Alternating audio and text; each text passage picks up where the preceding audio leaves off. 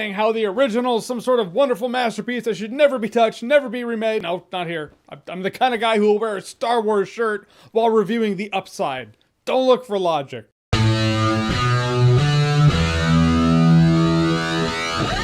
The Upside. So The Upside stars Bryan Cranston and Kevin Hart. Bryan Cranston plays a quadriplegic named Philip, and Kevin Hart plays a guy named Del, someone who is completely unqualified to be Philip's caretaker. So Philip hires him as a caretaker. Why not? So now we have a drama, comedy, dramedy based on a true story. You know that means for sure it's possible 20% of this shit might have actually happened. And I'll say everyone in the movie did a fine job. Like Nicole Kidman was good. Bryan Cranston did a good job. Kevin Hart did a good job. I want to give props to Kevin Hart because usually Kevin Hart's like the clown of the movie and he is the funniest one in this movie, but he does have to tone back the comedy. It's like, this is not his most animated performance at all. This is a performance where Kevin Hart's comedy needs to be used in a movie that does have to have drama too. And it's the scenes with Bryan Cranston and Kevin Hart, that's where the movie absolutely positively shines. The two of them are good together. I thought they had a good dynamic. Bryan Cranston's character doesn't really open up to people. He's kind of locked in his ways, but in comes Kevin Hart and he just does things differently. Philip learns to have fun. Del learns to be responsible. They're good for each other. And that's what this movie is. This movie is a good kind of movie. This is the kind of movie you want to be like,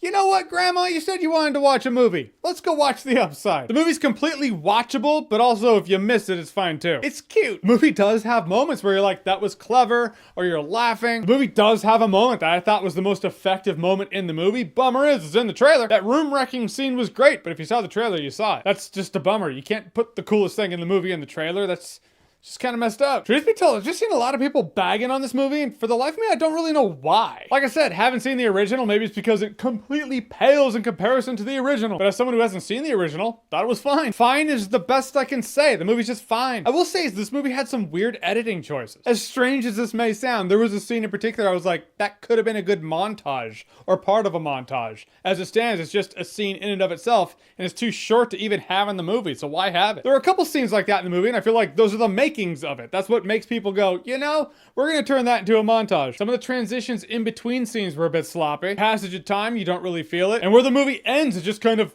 ends. You're like, wait, is it gonna end there? It's not really.